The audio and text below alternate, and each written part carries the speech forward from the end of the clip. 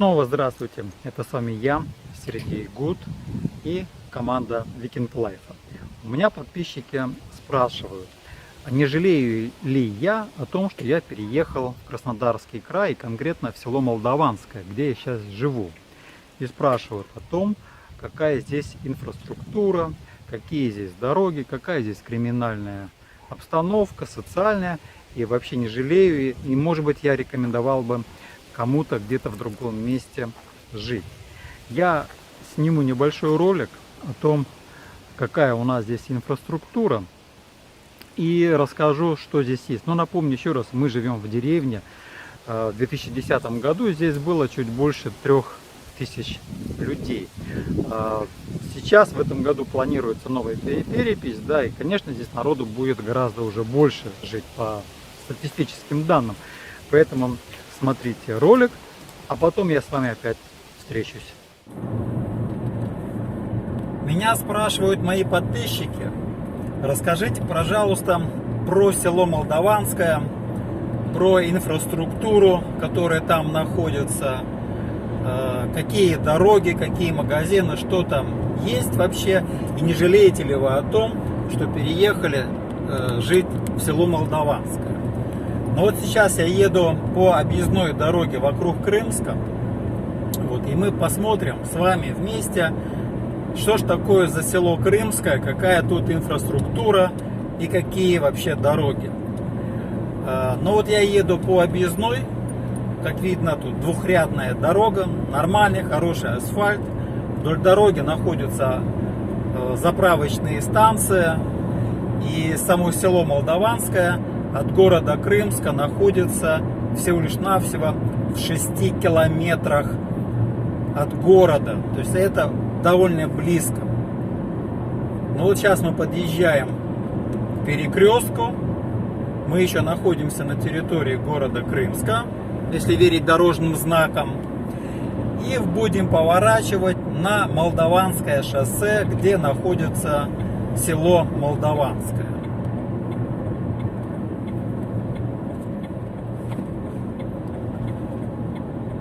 Как только мы повернем на Молдаванское село, прямо вот от этого перекрестка, это будет 6 километров. Если ехать прямо, то это дорога на Темрюк, на Славянск, на Кубани, там экономическое село, Киевское будет, Адагум. Направо вот машины поворачивают, это город Крымск, улица Коммунистическая будет, а налево это будет Молдаванское шоссе, и дорога ведет непосредственно к селу Молдаванское. Ну и если ехать по этому шоссе дальше, то можете попасть в село Русское или, скажем там, Доманка, и дальше еще будет. То есть, как видите, нормальный, хороший асфальт.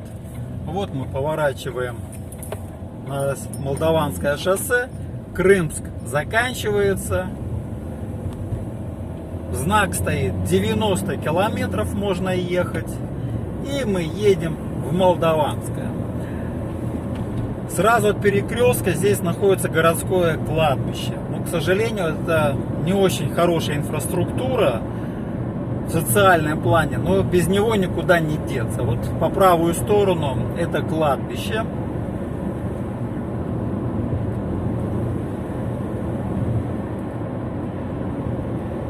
Вдоль дороги находятся поля, где, скажем так, были посажены подсолнухи, была кукуруза посажена, и ближе к селу там будет рожь посажена.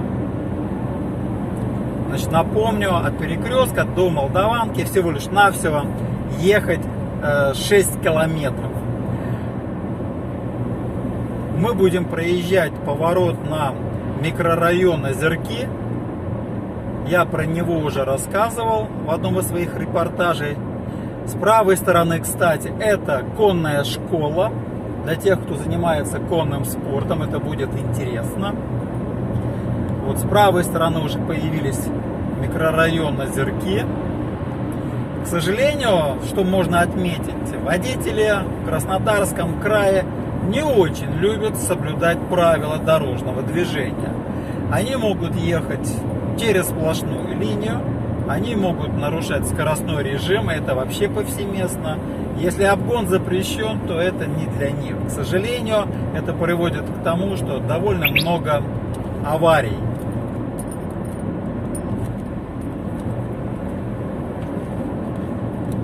Никаких химических заводов здесь нету. Вот с левой стороны у нас поле подсолнуха. С правой стороны сады. Ну, они немножко заброшены. Дорога такая уже как холмистая. То в горку, то вниз.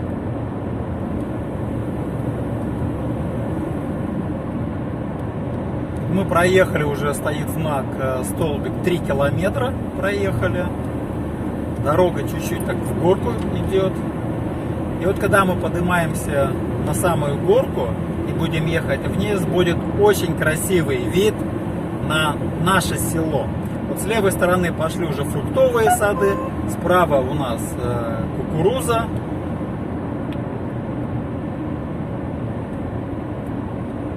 И дорога вниз пошла уже.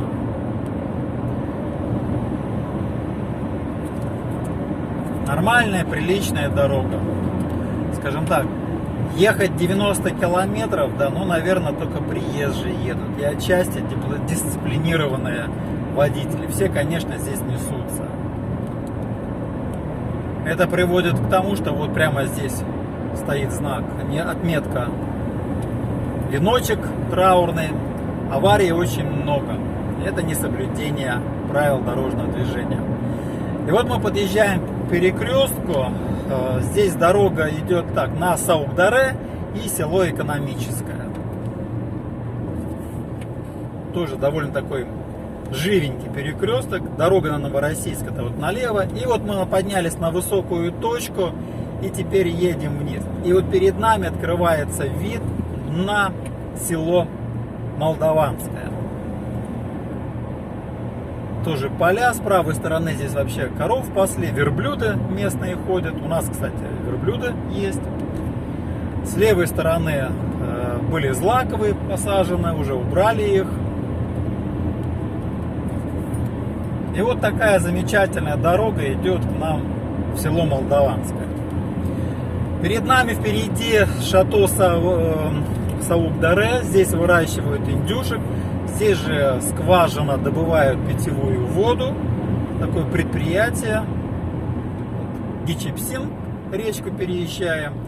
И мы въехали в Молдаванск. Нет, еще не въехали. Вот он знак. Да? Все, Молдаванская. Центральная улица, которая идет через Молдаванское, это улица Советская. Она асфальтирована, она проходит через все село и делит село пополам. С правой стороны и с левой стороны это все село Молдаванское. Я живу вот направо, то, что наверху находится. Значит, улицы идут очень удобное такое расположение, перпендикулярно и параллельно. Перпендикулярно основной улице и параллельно друг другу. То есть, как в Санкт-Петербурге. И запутаться здесь тяжело.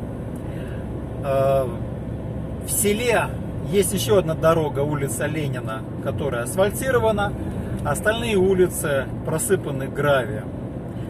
Ну и первая, значит, инфраструктура у нас, которая попадается, как вы въезжаете, это магазин торговой сети «Пятерочка». И вот как раз мне туда сейчас и надо. Затариваемся. Наш любимый магазинчик. Мы здесь постоянно что-то покупаем.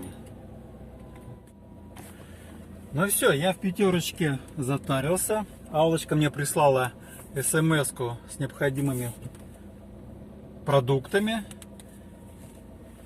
Все это я уложилось у меня в 2000 рублей с небольшим. Сыр, масло, творог, молоко, сметана, майонез, даже арбуз приобрел. Ну, едем дальше. Итак, у нас улица Советская. Как правило, здесь возле магазина очень много машин припарковано. Паркуется, конечно, никто не хочет на парковку заезжать. Все хотят прямо чуть не во въезд магазина въехать. Едем дальше. Что у нас по плану? Ну вот с правой стороны у нас сейчас будет администрация. Там же находится филиал Сбербанка.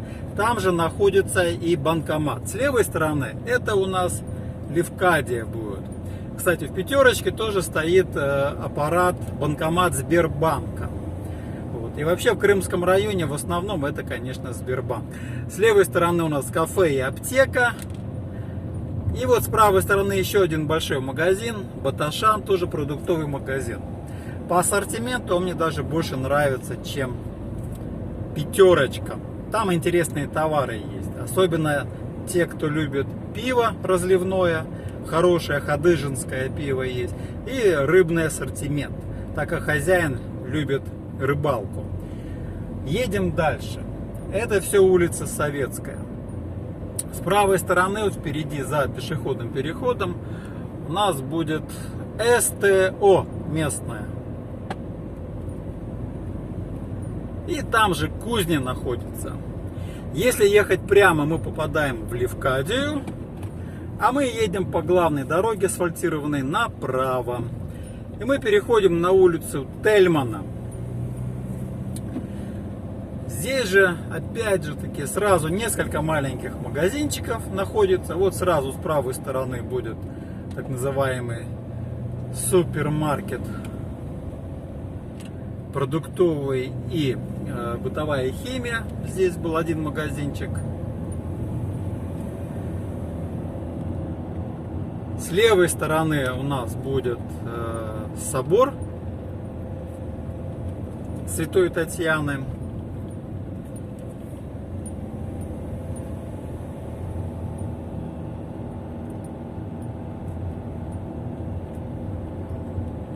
Ну и самое главное, это школа. Довольно такая приличная школа. Современный стадиончик там. Это вот кто думает, где детям учатся, очень хорошая школа здесь. И на выезде уже мы уже подъезжаем к Молдаванке. Еще один небольшой магазинчик, Ляна называется.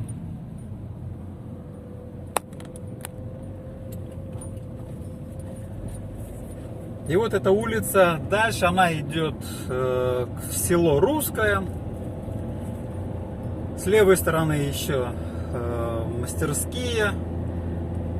Здесь продают и овощи, и металлолом принимают. Ну и вот, к сожалению, есть и разрушенные свинарники или коровники были. Вот мы с вами проехали по центральной улице. Да, вот улица Советская и потом улица Тельмана.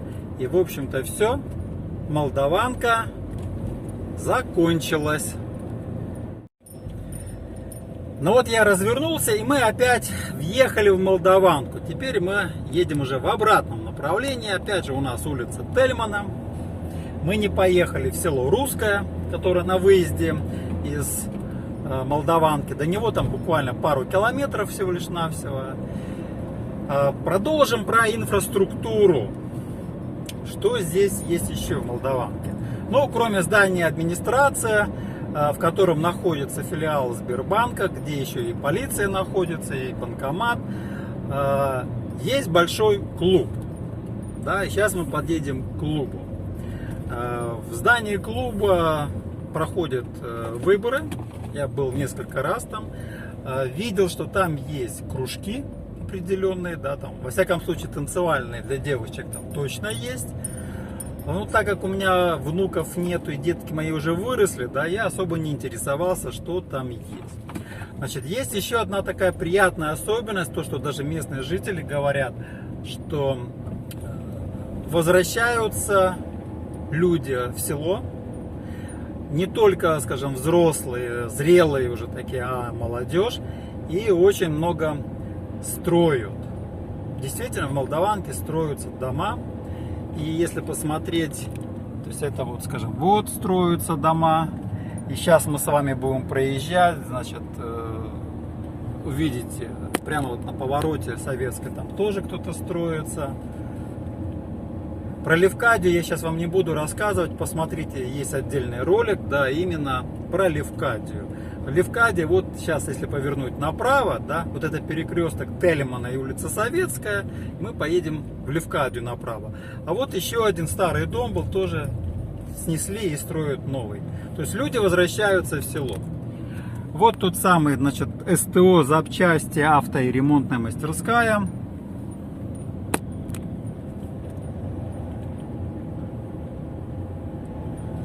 Служба быта здесь есть, вывоз мусора, контора, которая этим всем занимается. Ну, про памятники я уже тоже рассказывал, какие здесь мемориальные комплексы рядом есть. Есть детский садик. Что касается, значит, клуба. За клубом находится территория, детская площадка, парк сделали. Это совсем вот недавно. Еще раз, значит, покажу вам. Вот выглядит магазин изобилия, да, с парковкой. Здесь же вот аптека находится. И сейчас мы с вами плавненько спустимся к зданию. С левой стороны, кстати, это Левкадия, завод, винодельня, виноградники, фирменный магазин. Это вот все с левой стороны. И вот впереди это вот тот самый клуб, да. Вот это здание клуба. Ну, против солнца не очень удачно снимать. Ну и вот мы в этом году сделали парк здесь, такую вот площадку. Сейчас я вам его покажу поближе. Вот мемориальный камень. Да, на этом месте стоял Иоанна Златоустского храм, в котором служил священномученик Григорий Каннакоткин. 1897-1921 год. Ну и вот тот самый парк, который в этом году отремонтировали, посадили новые деревья, благоустроили территорию. Сильный ветер сегодня. Ну, это здание клуба с обратной стороны.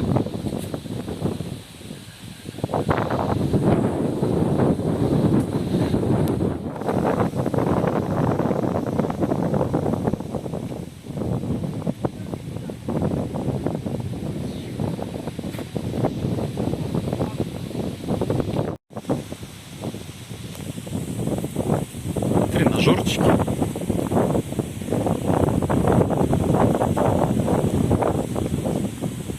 Прелесть деревня. Да, можно в поселке прямо в парке увидеть куб.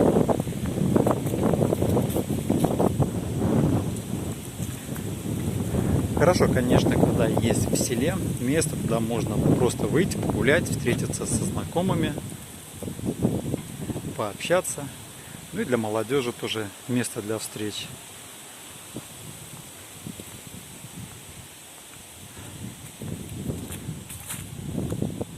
Напомню, что сегодня уже октябрь месяц уже, а на улице 23 градуса. Вот такая у нас золотая осень. Ну вот яркий пример тому бабушка, да, и внучка гуляют. И лазилки, качели. Но, наверное, тот, кто вот живет рядом с этим парком, им просто вот за счастье, что такая площадка, что не во дворе дети могут играть, а вот здесь. Ну что, поехали дальше. Итак, детскую площадку и парк вы посмотрели. Выезжаем на улицу Энгельса. Ну, здесь видно, что тоже асфальтированная дорога. Просто хочу напомнить, значит, это не город, это село.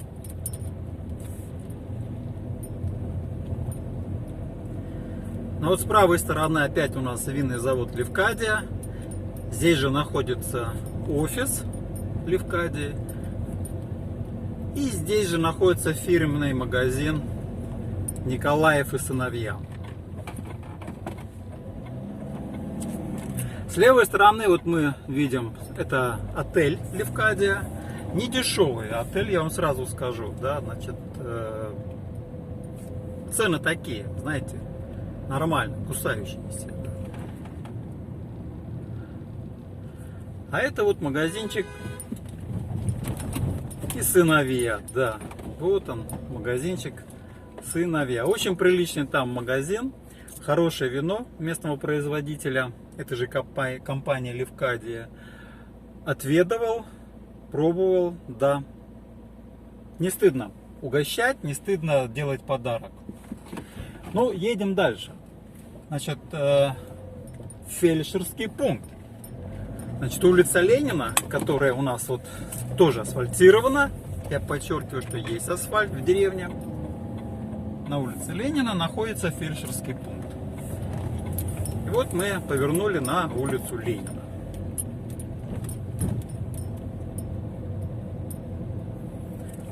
Частный сектор, частные дома, высоток в селе Молдаванском нету. Это все одноэтажные дома.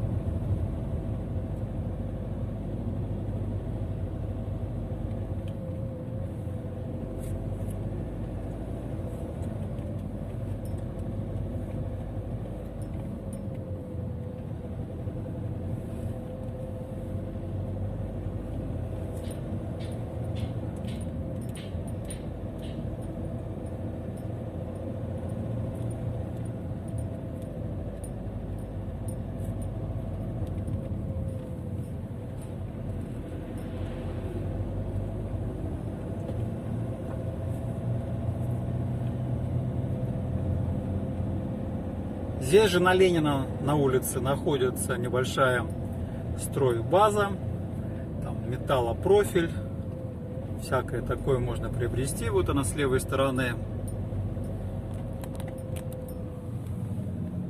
база.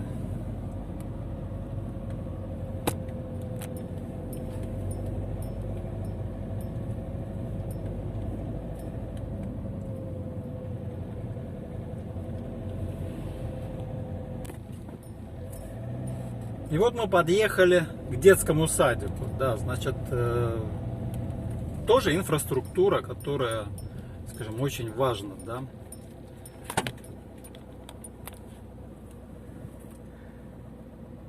Фруктовые деревья, детская площадка.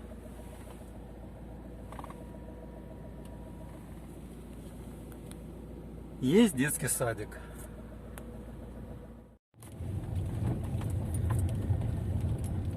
И вот мы едем по окраине как раз села Молдаванского. Это наше любимое место, где мы с Урсиком гуляли на полянке. Вот подсолнухи уже убрали здесь.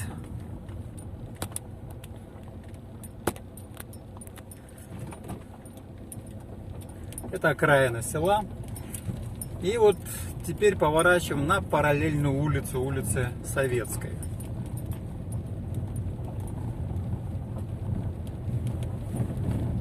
Улица Коммунистическая.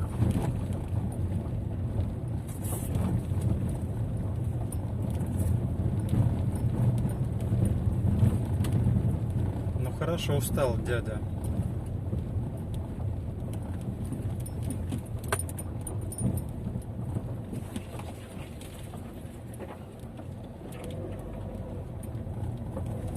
Что за дым у нас тут такой? Кто-то дымит.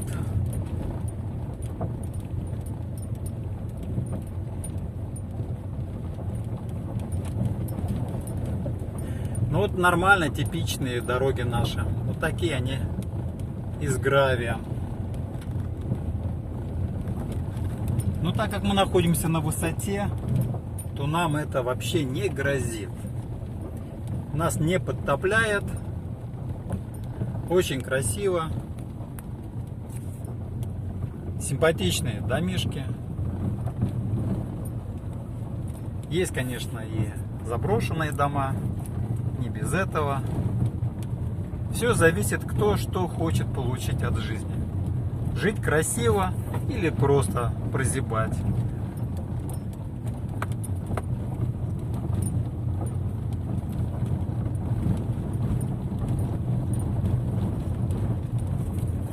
Ну вот старенький дом, да. И видите, вот уже рядом строится новый дом. То есть строится очень много.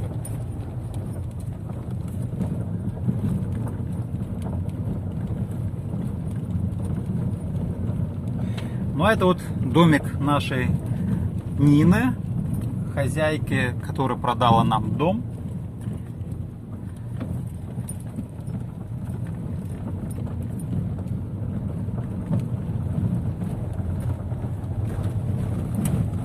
Очень много подсобного хозяйства, куры, утки, гуси, индюшки.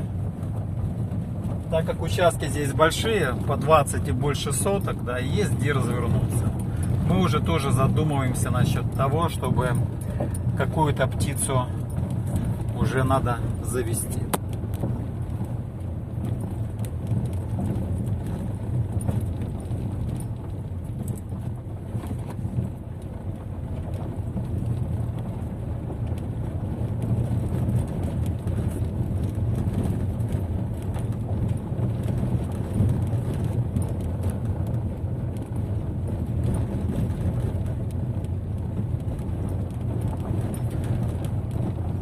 В селе Молдаванском есть еще одно кладбище, старое кладбище. Наверное, с момента образования села. А село было, напомню, в 19 веке, в 1870 какого-то года. Вот это старое село. Ой, старое кладбище, извините, да. И вот мы спускаемся с горки. Вот такая грунтовая дорога. И подъезжаем уже к Советской улице, центральной улице.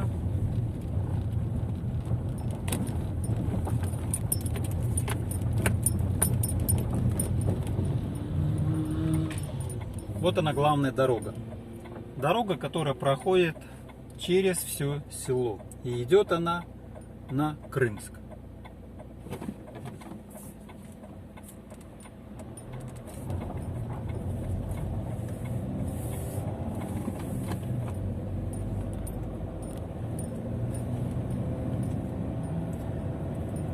Ну вот маленький обзорчик такой. Да, магазины есть, дорога у нас есть. От Крымска мы недалеко. Если у вас есть машина, да, можно доехать. Есть маршрутки ходят, есть остановки здесь. Несколько маршрутов вот этих микроавтобусов ходят. Еще вот на нашей, я уже повернул на нашу улицу, где я живу, да, на Комсомольскую. Вот видите, строится домик.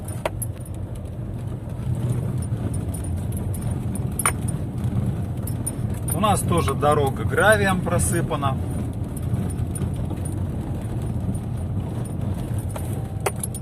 Участки там внизу строятся. Вот еще где строится тоже. Ой. Это вот улица, на которой я живу. Еще дом строится.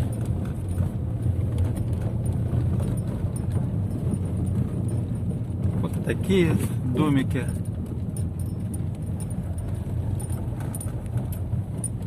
Вот рядом со мной продается 10 соток. 500 тысяч рублей, да.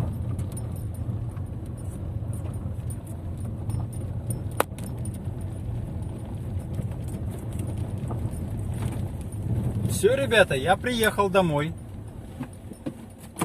Как там говорят, вот моя деревня, вот мой дом родной.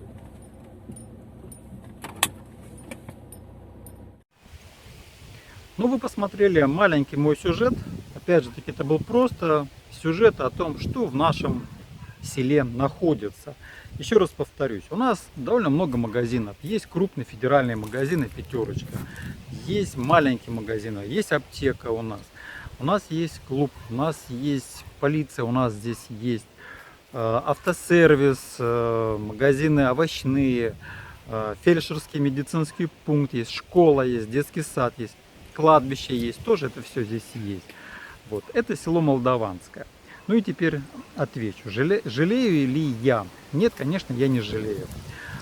Если бы я выбирал место жительства, я бы, наверное, все-таки еще раз остановился на этом же селе, на селе Молдаванское. Почему? Во-первых, здесь отличное место расположения.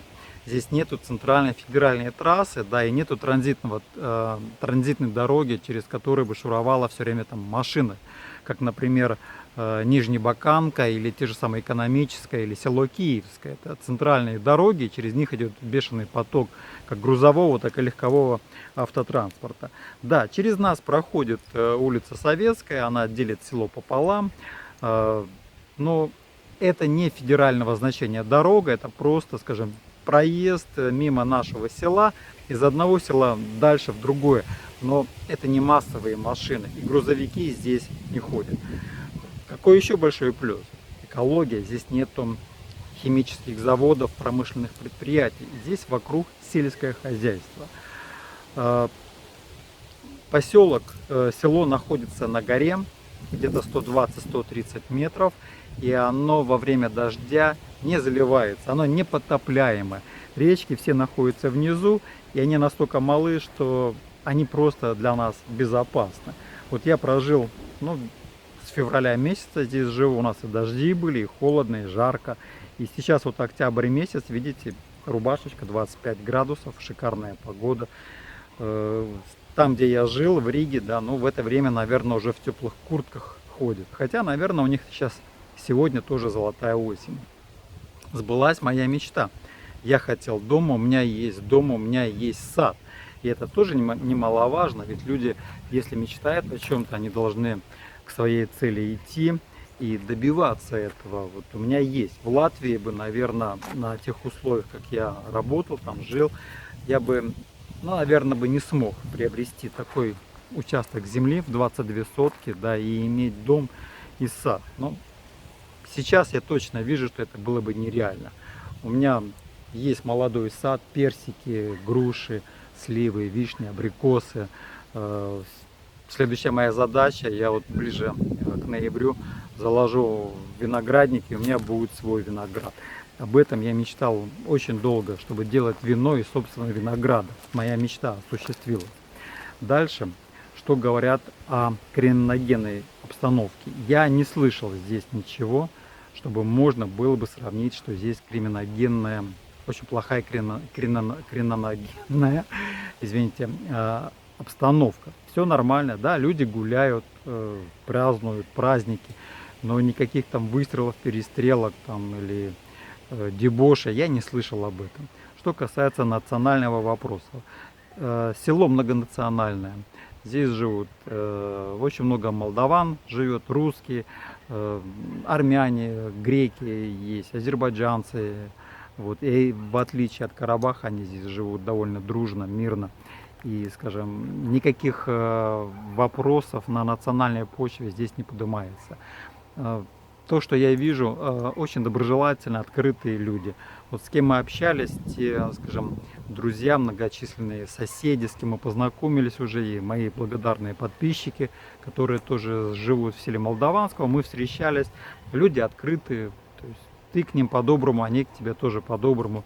Поэтому в плане национального вопроса он просто закрыт, его здесь нету. Рекомендовал бы я какое-то другое место для жительства. Знаете, я вот по своей работе очень много разъезжаю по Крымскому району, от Крымска в сторону Варениковска, в сторону Славянска на Кубани, в сторону Абинска, Нижнебаканки еду. И я скажу, что самое лучшее место для проживания это все-таки Молдаванка. Здесь, скажем, вот приезжаешь сюда, здесь чистый воздух, здесь тихо, ты просыпаешься от того, что соседние курочки там кудахчат, да, никакого шума там городского, суеты, очень, скажем так, миролюбивая обстановка здесь. Участки земли, вот если кто-то продает дом, они довольно большие, то есть это 20-30 соток может быть, в принципе где-то в районе 30 соток. Пошла такая тенденция свои участки делить, и у кого большой участок был, там 30 соток или 35, там 10-15 соток они продают. Можно купить такие маленькие участки. Что касается цен, скажем, вторичка, небольшие домики, скажем, блочные или вот саманные, да, 1 300 000, там за 1,5 миллиона можно купить. Мы купили наш дом, просто кто не слышал, не смотрел, значит, за 1 700 000. Это 22 сотки земли, дом, ну там сарайчик был, курятник, все такое. Вот, ну, цена такая, скажем, если 500 тысяч за 10 соток, то 20 соток это 1 000 000. Вот смотрите, все остальное это строение, плюс подключенная коммуникация, газ и вода уже здесь были. То, что я, может быть, изменил бы, я все-таки, наверное, стал бы строить новый дом. Почему? Реконструкция, она, конечно, хорошо, но я не ожидал, что мне придется так вот повозиться с крышей, а плюс еще потолки обвалились и вскрываются, скажем, такие недостатки, которых я не увидел. Но они всегда есть, когда покупаешь вторичное жилье. Но ремонт есть ремонт. И, скажем, ну, чуть-чуть не хватило денег, чтобы сделать ремонт. Что еще могу сказать? Насчет работы. Ну, здесь Россия, скажем, мне не с чем было сравнивать. Я первый раз устроился на работу и сегодня написал заявление об уходе. Меня не устроила та система, скажем, у работодателя, как он мотивирует или производит оплату труда. Но, может быть, это не для, скажем, публичного обсуждения. Но я такого за последних 25 лет, сколько я работаю в оптовой торговле, я не видел. Мне это не понравилось, я с этим не согласен, я увольняюсь. Работу я найду, я даже не переживаю, люди с мозгами. Может быть, кому-то не нравится, когда подчиненный там, умнее начальника или, скажем, наоборот, он умный и им тяжело манипулировать или управлять. Но вот я такой, скажем так. Поэтому я написал заявление сегодня, и я ухожу с компании, где я работаю. Это мне поможет немножечко привести в порядок землю. Я успею выкопать ямочки, виноград, деревья посажу, займусь ремонтом дома. Вот, так что без работы я не останусь. Обидно, конечно, что кинули с зарплаты. Ну и ладно, как говорится, воздастся каждому по заслугам.